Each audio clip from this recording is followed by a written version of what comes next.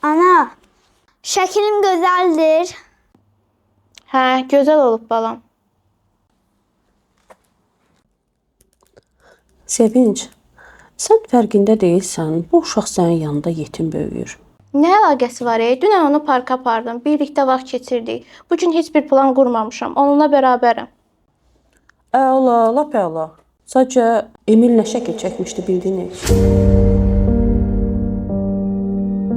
Uşaqdı da nəsə bir şeylər çəkmişdi. Diqqətim yayında baxamadım. Sevinç, elə mən də bunu deyirəm.